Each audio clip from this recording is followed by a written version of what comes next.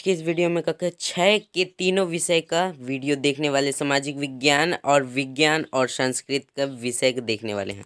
विषय सामाजिक विज्ञान का, इसमें पूर्णांक आपको 10 अंकों का होगा, जो कि इस प्रोजेक्ट को बनाओगे तो 10 में 10 अंक मिलेगा। और इसका पीडीएफ लिंक आपको नीचे टेलीग्राम ग्रुप लिंक दिया गया है, उसमें ज्वाइन हो जाइए और चैनल को सब्सक्राइब कर बेल आइकन प्रेस कर ले इसी तरह वीडियो पाने के लिए। तो चलिए वीडियो स्टार्ट करते हैं और प्रश्न देखते हैं, और सब्सक्राइब ज़रूर करें और लाइक भी ज़रूर करें। तो चलिए प्रश्न देखते हैं। पहला प्रश्न है, आपके शहर गांव के संबंध में निम्नलिखित जानकारी एकत्र कर लिखिए। तो आपका शहर और गांव की जानकारी इसमें लिखना है। तो पहला है शहर गांव का नाम, तो आप अपना गांव का या शहर का नाम लिख सकते हैं, जैसे कि मैं लिखा हूँ कोरिया। और दूसरा में दिया है वार्ड क्रमांक लिखना है, आपकी जो भी वार्ड क्रमांक हो वहाँ अपना वार्ड क्रमांक लिखें और वार्ड का नाम लिखें। शहर गांव के पंच पार्षद का नाम, आपके गांव के पंच पार्षद का नाम वहाँ लिखें।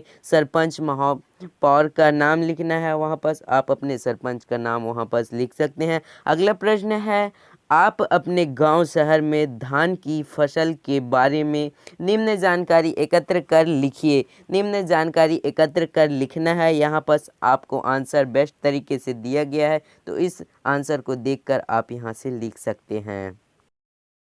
पहला है धान की फसल कब बोई जाती है, तो इसका आंसर दिया गया है मानसून के समय जून में।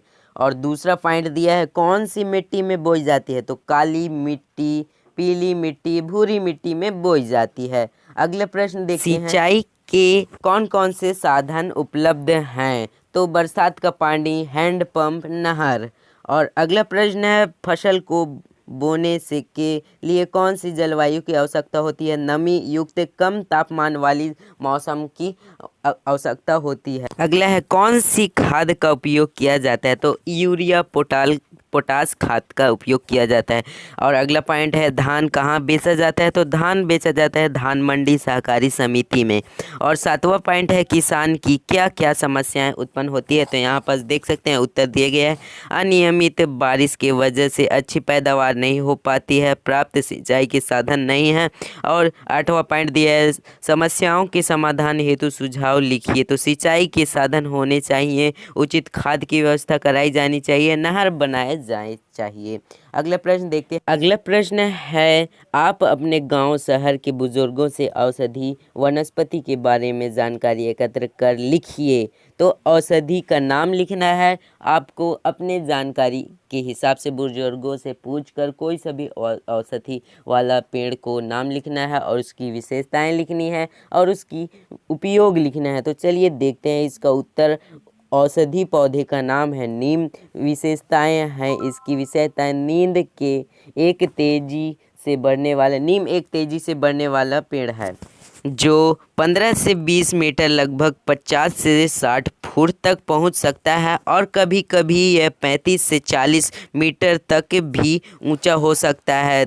तना अपेक्षाकृत सीधा और छोटा होता है और व्यास में 1.2 मीटर तक पहुंच सकता है। इसकी छाल कठोर और सक्रिय होती है और इसका रंग सफ़ेद, धूसर या लाल भूरा भी हो सकता है। रसदार भूरा सफ़ेद और अंतःकष्ट लाल रंग का होता है, जो वायु के संपर्क में आने से लाल भूरे रंग में परिवर्तित हो जाता है। उपयोग इसका देखते हैं। पहला उपयोग है नीम की छाल का लेप सभी प्रकार के चर्म रोगों और घावों के निवारण में सहायक होती है, और नीम की दातुन करने से मसूड़े स्वस्थ होते हैं। इसी तरह आप और भी छांट कर लिख सकते हैं, और भी उपयोग इसके लिख सकते हैं। इस तरह यह आपके मार्गदर्शन के लिए वीडियो बनाया गया था, तो इस वीडियो को लाइक ज़रूर करें और अपने दोस्तों में शेयर करें। और में हम लोग देखने वाले हैं मिडलाइन आकलन 2021-22 का प्रयोजना कार्य, जो कि है कक्षा 6वीं का, और इसमें विषय है संस्कृत का। पूर्णांक आपको 10 अंकों का रहेगा। आपको 2 प्रयोजना कार्य दिया जाएगा आपकी स्कूल की तरफ से, तो तीनों को इस प्रश्न को हल करेंगे।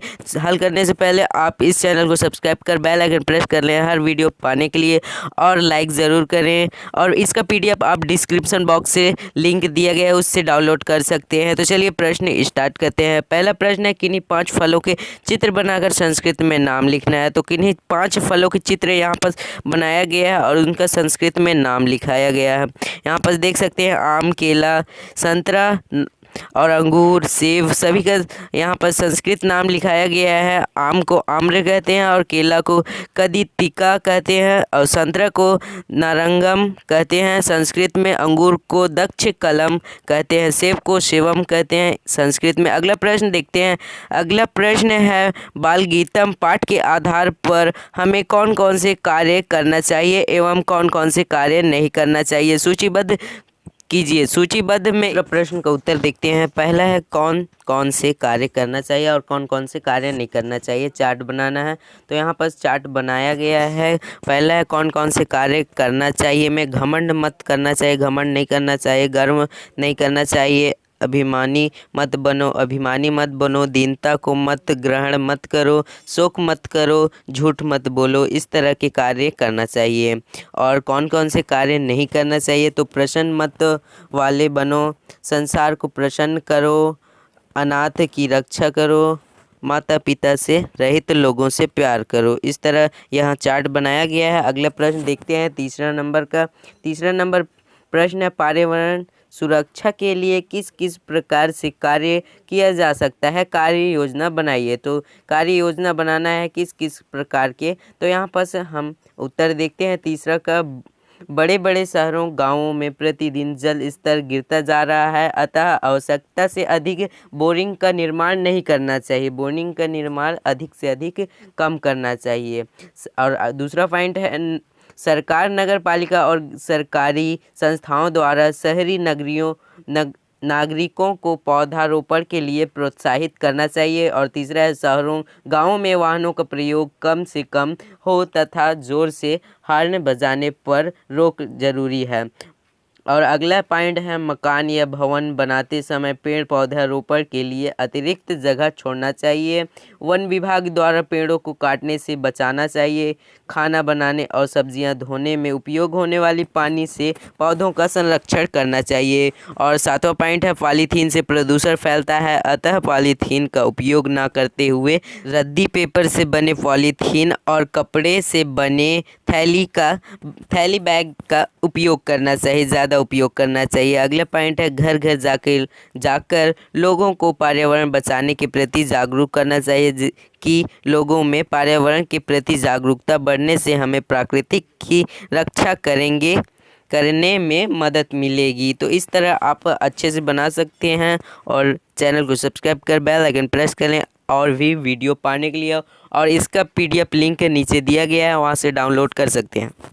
आज के इस वीडियो में हम लोग देखने वाले हैं मिडलाइन आकलन 2021-22 परियोजना कार्य कक्षा 6वीं का विषय विज्ञान का देखने वाले हैं। और इसका PDF आपको टेलीग्राम ग्रुप में मिलेगा। टेलीग्राम ग्रुप का लिंक नीचे डिस्क्रिप्शन बॉक्स में दिया गया है, वहां से प्रश्नों को हल करेंगे। तो चलिए प्रश्न देखते हैं। जल के शुद्धिकरण की आवश्यकता क्यों और कैसे से संबंधित पोस्टर बनाना है तथा घर के सदस्यों पर चर्चा करना है। तो चलिए इसका आंसर देख लेते हैं। साफ पेयजल की पर्याप्त जल पूर्ति मानव जीवन की प्राथमिक आवश्यकता होती है। आज भी विश्व में लाखों लोग इससे वंचित। नदियों, झीलों तथा तालाब काजल प्राकृतिक, मानवीय तथा अन्य प्रकार के अवशिष्ट प्रदूषित हो गया है। इस ऐसी परिस्थितियों में जल के शुद्धिकरण की आवश्यकता होती है। तो इससे रिलेटेड कुछ पेयजल के शुद्धिकरण की आवश्यकता क्यों होती है, तो यहाँ पर दिया गया है पेयजल की शुद्धिकरण की आवश्यकता क्यों होती है, क्योंकि यहाँ पर दिया गया है यहाँ इससे पानी की गंध और स्वाद में सुधार होता है। पेयजल स्रोतों से अपने प्रदूषण हटाने के लिए, अवांछित प्रदूषण पदार्थों को हटाने के लिए, सुरक्षा की परतें जोड़ने के लिए, पीने योग्य साफ पेयजल की पूर्ति हेतु। इसलिए यहाँ पर से देख सकते हैं। और इसका टेलीग्राम ग्रुप में PDF मिलेगा, तो वहाँ से ज्वाइन हो जाइए। और अगला प्रश्न देखते हैं। परिवेश की सामग्री का उपयोग कर सौर परिवार का मॉडल का निर्माण करना है। तो इस प्रकार आप मॉडल निर्माण करते हैं। चार्ट पेपर या किसी भी पेपर अच्छे से बना सकते हैं और इससे बना सकते हैं। तो चलिए अगला प्रश्न देखते हैं। अपने आसपास पाए जाने वाले विभिन्न वस्तुओं पदार्थों को एकत्र कर इनका अवलोकन कर उन्हें अवस्था के आधार पर वर्गीकृत करना है, यानी कि अलग अलग करना है। तो चलिए देख लेते हैं। अपने अपने आसपास पाए जाने वाले विभिन्न वस्तुओं के नाम यहाँ पर दिया गया है, टेबल बनाया गया है। पहला 6 क्रमांक दिया है, यहाँ से क्रमांक, यहाँ पदार्थ का नाम, यहाँ पदार्थ की अवस्था। तो पदार्थ पहला है टेबल। टेबल ठोस अवस्था में आती है। शक्कर है ठोस अवस्था, दूध है द्रव अवस्था, जल है द्रव अवस्था, और ईंधन गंध गैस अवस्था, जल का भाप भी गैस अवस्था। इसी तरह वीडियो पाने के लिए चैनल को सब्सक्राइब कर बेल आइकन प्रेस कर लें और टेलीग्राम ग्रुप का लिंक नीचे डिस्क्रिप्शन बॉक्स में दिया गया है, वहां से ज्वाइन हो जाएं और अपने दोस्तों के साथ शेयर करें और वीडियो को लाइक करना ना भूलें। तब तक के लिए